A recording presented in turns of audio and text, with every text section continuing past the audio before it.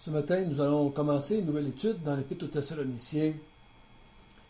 Et la raison première que j'ai décidé de faire cette étude de ce livre-là, 1 Thessaloniciens, et nous allons faire aussi 2 Thessaloniciens, c'est parce que quand j'ai fait l'étude sur l'Apocalypse, quelques-uns d'entre vous m'ont demandé pourquoi est-ce que je n'avais pas parlé de l'enlèvement. Tout simplement parce que je crois que les livres d'Apocalypse n'en parlent pas d'une façon aussi claire qu'on voudrait, du moins. Et les deux livres qui en parlent le plus, je crois, dans le Nouveau Testament, c'est première et deuxième épître aux Thessaloniciens. C'est ce que nous allons étudier ensemble pendant les mois qui vont venir. Je vous encourage à lire l'épître aux Thessaloniciens, première épître, du moins pour le moment, d'une façon peut-être hebdomadaire. C'est pas tellement long, c'est quelques chapitres, 4-5 chapitres, 5-6 chapitres, donc juste l'étudier tranquillement, le lire, et ça va vous aider à mieux comprendre mon enseignement et peut-être aussi voir des possibilités où ce que je me tromperais sur l'interprétation que je donne des textes. Quand nous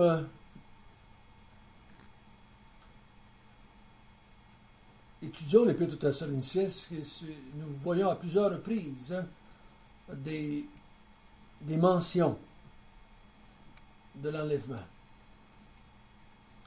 Et pour une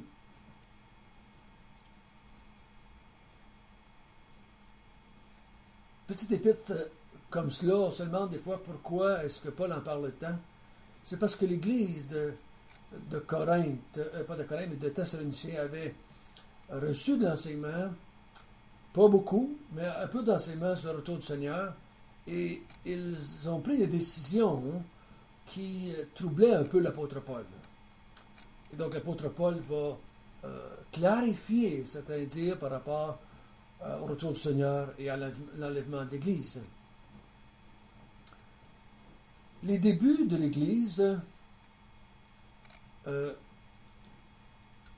pouvons les voir dans les Actes des Apôtres. Quand nous lisons Actes 16, versets 6 à 7, ayant été empêchés par le Saint-Esprit d'annoncer les paroles dans l'Asie, ils traversèrent la Phrygie et le pays de Galatie.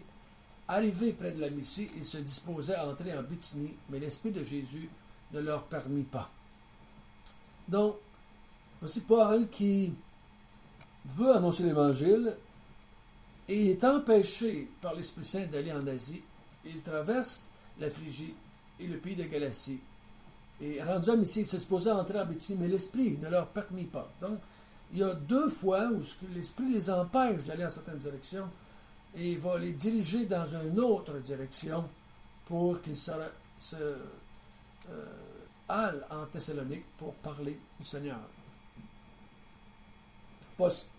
Juste dans Acte 17, verset 1, Paul et Silas passèrent par Amphipolis et Apollonie. Ils arrivèrent à Thessalonique, où les Juifs avaient une synagogue. Paul y entra, selon sa coutume. Pendant 3 sabbats, il discuta avec eux, d'après les Écritures, expliquant et établissant que le Christ devait souffrir et ressusciter des morts. Et Jésus, que je vous annonce, disait-il, c'est lui qui est le Christ. Quelques-uns d'entre eux furent persuadés et se joignirent à Paul et à Silas, ainsi qu'une grande multitude de Grecs craignant Dieu, et beaucoup de femmes de qualité. Mais les Juifs, jaloux, prirent avec eux quelques méchants hommes de la populace, provoquèrent des attroupements et répandirent l'agitation dans la ville. Ils se rendirent à la maison de Jason et cherchèrent Paul et Silas pour les amener avec le peuple. Ne les ayant pas trouvés, ils traînèrent Jason et quelques frères devant les magistrats de la ville, en criant « Ces gens qui ont bouleversé le monde sont aussi venus ici, et Jason les a reçus. » Et agissent tous contre les édits de César, disant qu'il y a un autre roi, Jésus. Par ces paroles, ils émurent la foule et les magistrats, qui ne laissèrent aller Jason et les autres qu'après avoir obtenu d'eux une caution. Aussitôt, les frères firent partir de nuit Paul et Silas pour Bérée. Lorsqu'ils furent arrivés, ils entrèrent dans la synagogue des Juifs.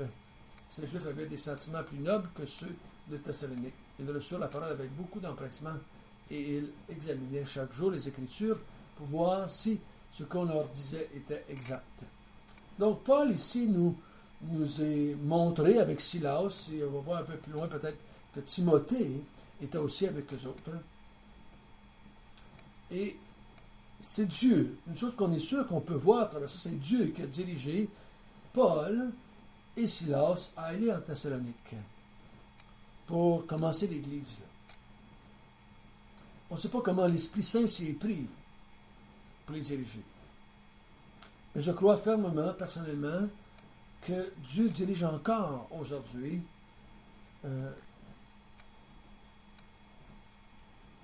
son Église afin de partir d'autres églises dans d'autres villes, d'autres places, afin que son royaume s'étende sur toute la terre.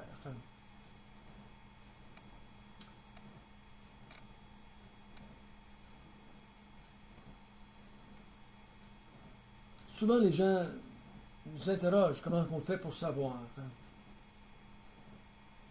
Comment est-ce que Dieu dirige? Il faut faire attention comment on répond à cela. Parce que Dieu dirige. Et je crois que par la foi, Dieu dirige. Comment il le fait aujourd'hui, comment dans chaque situation, dans chaque ville, dans chaque pays, on entend toutes sortes de choses, de toutes sortes de frères et sœurs, de toutes sortes de directions que Dieu leur a données. Je ne veux pas commencer à argumenter là-dessus ce matin, mais une chose est certaine, Dieu dirige son Église. Il faut le croire par la foi. Comme on le voit ici diriger Paul et Silas vers Thessalonique afin qu'ils puissent commencer l'Église du Seigneur Jésus-Christ là-bas. Ça s'est passé environ en l'an 50 après Jésus. Donc c'est une des premières lettres que Paul a écrites et à cette Église-là, cette jeune Église-là.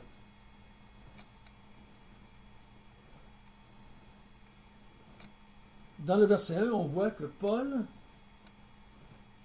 s'affilie avec Silas et avec Timothée pour écrire. On connaît un peu plus Paul.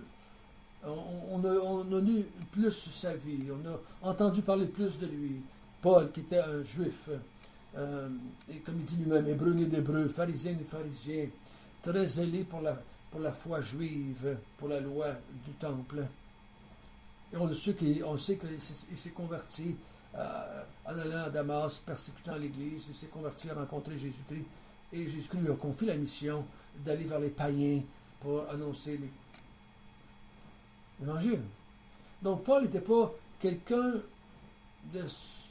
d'ordinaire, si je peux dire ainsi.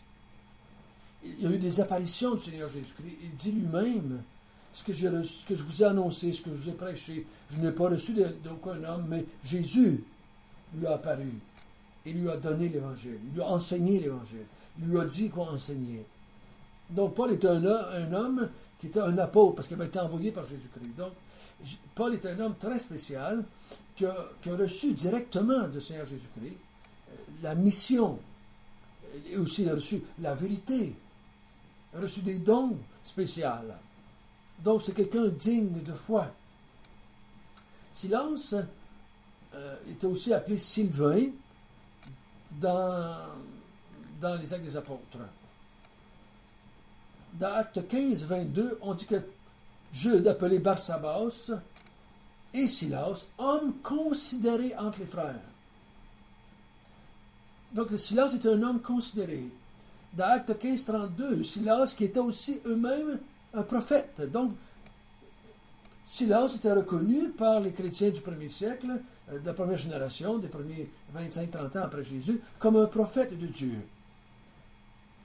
Dans Actes 15-40, Silas était recommandé par les frères avec Paul pour aller annoncer l'Évangile.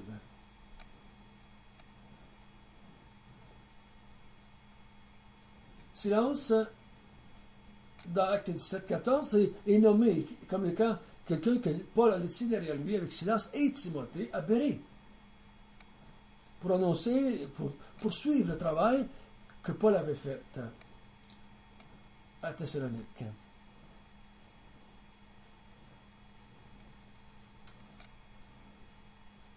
Donc, Paul, Silas et Timothée étaient des hommes recommandés par les apôtres, recommandés par les frères, prophètes de Dieu, choisis par et envoyés par Paul ou par les apôtres ou par les frères et les sœurs de différentes églises. Dans ce temps-là, on n'avait pas les Nouveaux Testaments écrits. Et les gens qui se promenaient amenaient avec eux autres des lettres de recommandation, si je peux dire ainsi. Ils étaient proposés par des hommes et des femmes qui leur faisaient confiance. Et encore aujourd'hui, c'est un peu la même chose. Si vous faites des recherches pour François Nollet, je peux dire, mais je suis recommandé par l'Association des Églises baptistes au Québec et par l'Association des Églises baptistes du Canada. J'ai été éprouvé, j'ai été, je peux dire, testé, j'ai été examiné, si je peux dire ainsi. Et on m'a recommandé. Quand je vais dans les églises anglaises, ils ne me connaissent pas. Mais ils parlent avec des gens du Québec, ils parlent avec des gens de l'Ontario, des dirigeants, et ils disent, de toute façon, c'est qui ça? Et là, on va leur donner, si je peux dire, des recommandations, de l'approbation, des accréditations pour moi, afin qu'ils puissent me faire confiance, un petit peu du moins, afin que je puisse être leur représentant, qu'ils peuvent me soutenir financièrement, prier pour moi, afin que je puisse annoncer l'Évangile au Québec en leur nom. Même encore aujourd'hui, ayant des Bibles chacun dans nos maisons, la plupart des croyants apprennent à connaître les Écritures parce qu'ils font confiance à quelqu'un qui les enseigne. Il faut être réaliste. Les chrétiens lisent la Bible et malheureusement, c'est pas tout le monde qui la lit beaucoup, pas tout le monde qui la lit régulièrement, et je ne veux pas de reproches ici. Mais on se fie, et on apprend en jasant avec des plus vieux chrétiens, avec des enseignants, des pasteurs. On lit des livres de d'autres personnes. Donc on apprend comme cela à connaître les Écritures, à connaître Dieu, et on fait confiance à des gens. Ceux d'entre vous qui naissent dans des familles chrétiennes, ben, vous avez appris une grande partie de votre foi en parlant avec vos parents qui vous ont proclamé la foi en Jésus-Christ. Vous faisiez confiance à vos parents. Et ça ne veut pas dire qu'ils disent toujours la vérité à 100%. Ça ne veut pas dire que leur compréhension, leur interprétation est juste à 100%. Et ça veut dire que vous faites confiance à ces gens-là et vous les écoutez. Parce que vous savez qu'ils travaillent pour vous, travaillent pour le Seigneur, ils sont des croyants. Dans l'Épître aux Thessaloniciens, l'apôtre Paul va commencer son épître en disant au verset 2, « Nous rendons continuellement grâce à Dieu pour vous tous. » Paul rend grâce à Dieu pour les croyants de Thessalonique.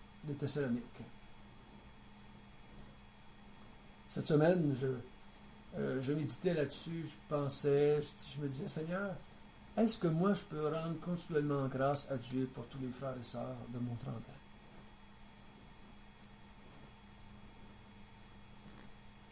Et je peux vous dire honnêtement que c'était pas facile au début. J'ai pas trouvé ça facile de rendre grâce pour vous tous. Vous savez pourquoi? Parce que je me suis mis à penser à vous et en regardant ce que vous faisiez et ce que vous ne faisiez pas. Je regardais ce que vous, l'engagement que vous aviez, le zèle que vous aviez, et c'était pas facile pour moi de rendre grâce à Dieu. Pensez-vous que j'ai raison? Peut-être vous dites, mais François, voyons. Et vous savez, si vous regardez la vie de quelqu'un, c'est pas toujours évident de rendre grâce parce que vous allez voir dans ces hommes-là et ces femmes-là des forces et des faiblesses. Et des gens qui vous ont peut-être blessé, des gens qui vous ont peut-être même discrédité, qui ont peut-être parlé en vous de mal, en mal, et vous vous souvenez des choses, vous vous souvenez des erreurs qu'ils ont faites, et c'est difficile de rendre grâce à Dieu. En tout cas, en tant que pasteur, j'entends souvent les gens se critiquer mutuellement, mais on n'entend pas autant, hein? Je rends grâce à Dieu, je rends grâce à Dieu pour tel frère, je rends grâce à Dieu pour telle sœur. C'est plus difficile. Et je me suis dit, mais comment ça que Paul, lui, il dit, il rend grâce continuellement à Dieu pour vous tous? Bien, remarquons premièrement que Paul rend grâce à Dieu. Il ne rend pas grâce aux croyants. Il rend grâce à Dieu pour les croyants. Donc, il sait que c'est Dieu qui fait l'œuvre dans la vie de ces croyants-là. Donc, il remercie de ce que Dieu est en train de faire dans son amour pour eux, dans sa grâce, dans la vie des croyants. Et ça, quand je me suis mis à penser ce que Dieu est en train de faire dans vos vies, c'était plus facile pour moi de rendre grâce à Dieu de ce qu'il fait dans vos vies. Ce que Dieu a planifié pour vous dans vos vies. Ce que Dieu va faire dans vos vies. Et là, on a des raisons de rendre grâce continuellement à Dieu. De quoi est-ce que Paul rend grâce? C'est ce que nous allons voir ce matin. Lisons ensemble le verset 3. Nous rappelant sans cesse l'œuvre de votre foi, le travail de votre amour, la fermeté de votre espérance en notre Seigneur Jésus-Christ devant Dieu, notre Père. Paul va rendre grâce à Dieu pour trois choses. Et je vais reculer un petit peu. La raison pourquoi Paul va écrire cette épître-là, c'est que Paul avait laissé derrière lui, comme on a lu tout à l'heure, Timothée et Silas en arrière. On sait que Paul, selon les Actes des Apôtres, a été persécuté très fort à Thessalonique et il est obligé de partir très vite parce qu'il y a eu des persécutions. Paul a fui synodalité. Je pense à Éphèse après ça. Mais Timothée et Silas sont restés en arrière parce qu'ils étaient moins connus que Paul. Il y avait moins de danger pour eux. Ils ont continué à travailler avec les frères et sœurs pendant que Paul était parti. Et Timothée, revenant vers Paul, va donner à Paul un compte-rendu de ce qui se passe. Des choses, comment les choses vont bien et comment les choses, des fois, vont moins bien dans d'autres domaines.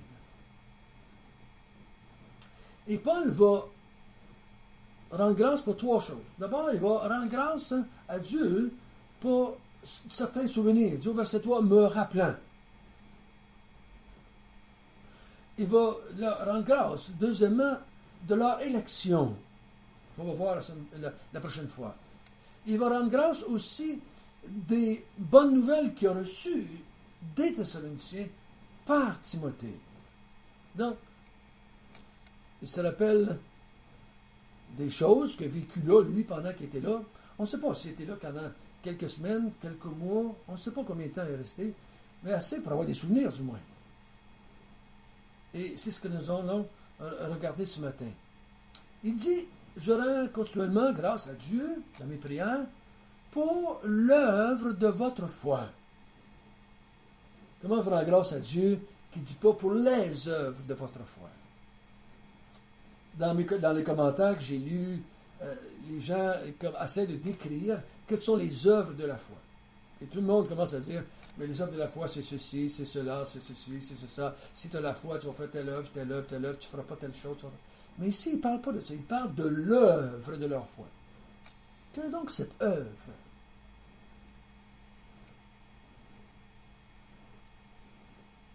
Je crois que Paul parle de la croyance en Jésus-Christ. Et je me rappelle la foi que vous avez mis dans la prédication de l'Évangile, la foi que vous avez eue dans l'annonce qu'on vous a faite de l'amour de Dieu en Jésus-Christ.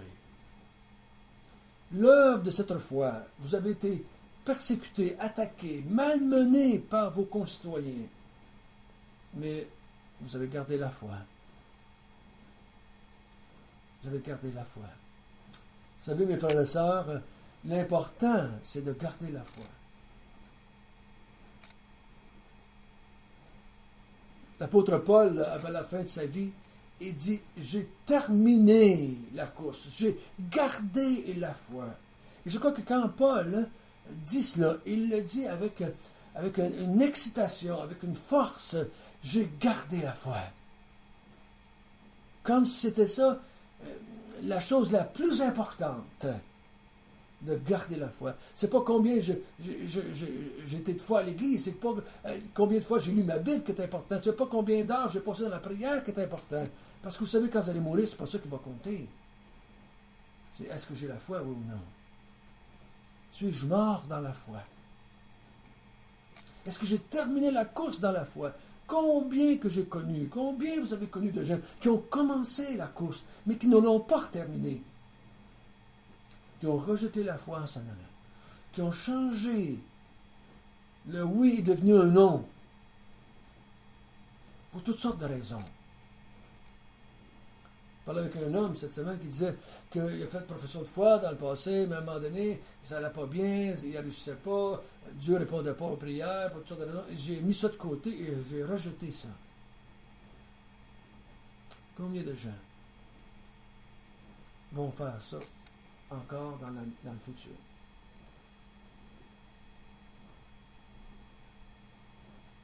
Paul dit, je me rappelle la foi.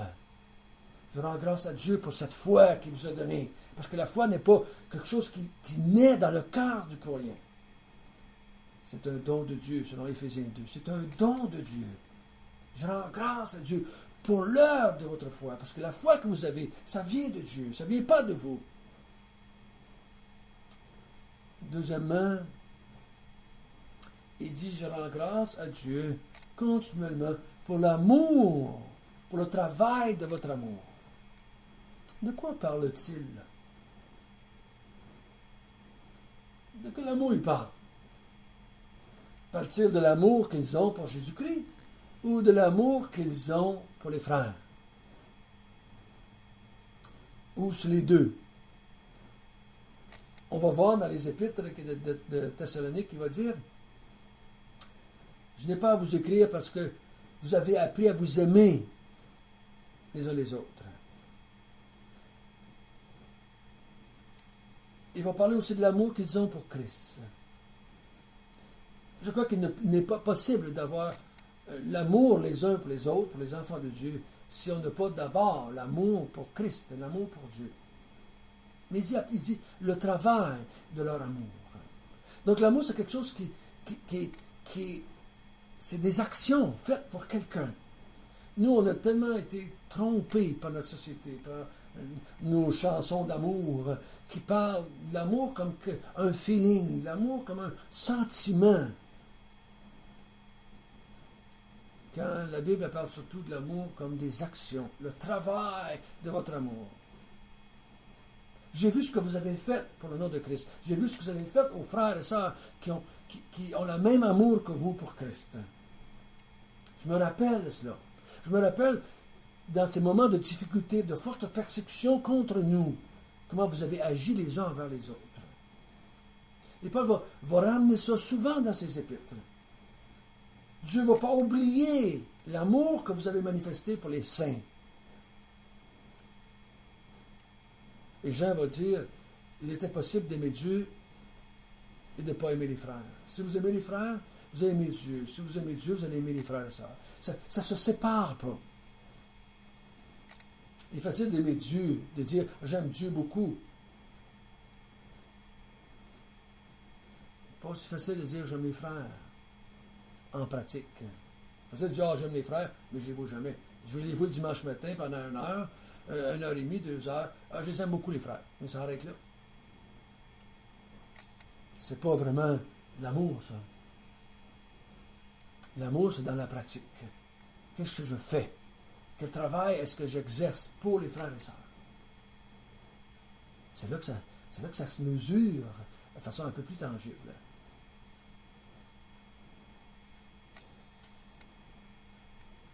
Troisièmement, il dit, je rends grâce à Dieu continuellement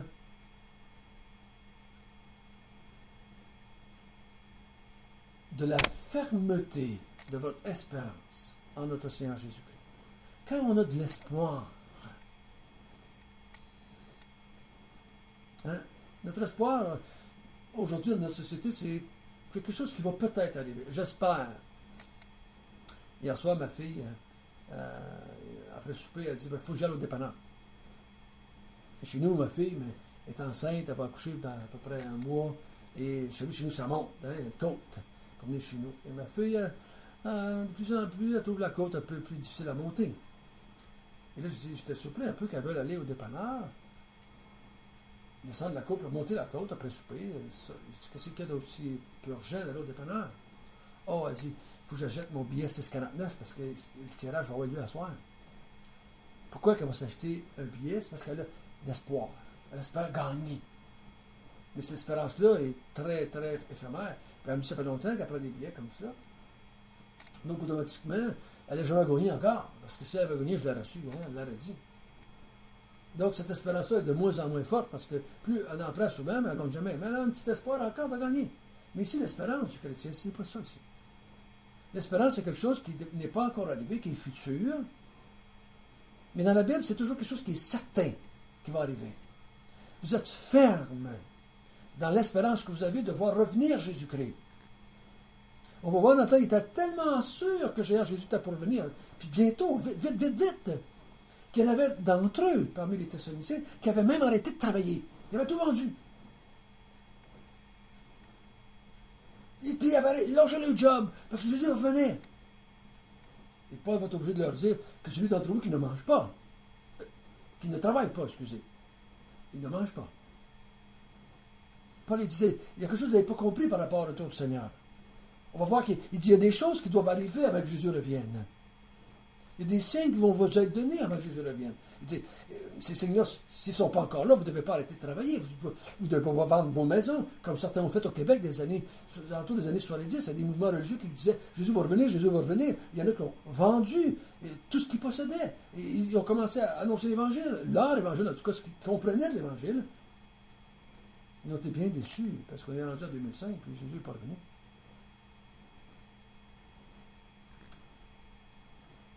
Et j'ai vu des chrétiens faire des actions, des gestes très décevants, parce qu'ils croyaient que Jésus devait revenir, et que l'Église serait enlevée.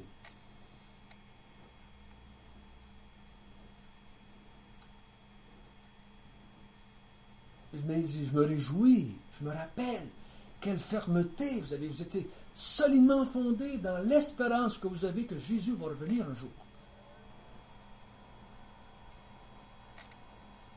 Et cette espérance-là que nous avons, que Jésus va revenir, chercher son Église, bâtir des nouveaux cieux, une nouvelle terre, installer son peuple sur cette terre nouvelle, dans la présence de Dieu, motive nos vies, nous donne de garder la foi, nous donne de prendre position dans différents moments de nos vies, envers et contre tous. Même peut nous donner la force comme certains chrétiens qui sont même allés jusqu'à la mort parce qu'ils étaient sûrs de cette espérance qu'ils avaient en Jésus-Christ était pour arriver un jour et que bientôt, le Seigneur viendra les chercher. Donc, on va arrêter là parce que c'est tout le temps qu'on a ce matin. Rendons grâce au Seigneur. Si vous ne rendez pas grâce aux frères et sœurs, c'est probablement que vous ne regardez pas à ce que Dieu est en train de faire dans leur vie. Mais vous faites comme moi. Vous regardez à ce qu'ils font ou ne font pas. Ou vous regardez à ce qu'ils vous ont fait ou ce qu'ils n'ont pas fait pour vous. Mais si vous faites ça, vous ne rendez pas grâce. Mais si vous regardez à ce que le Seigneur est en train de faire dans leur vie, vous allez rendre grâce à Dieu continuellement pour les frères et sœurs. Que le Seigneur nous bénisse. Amen.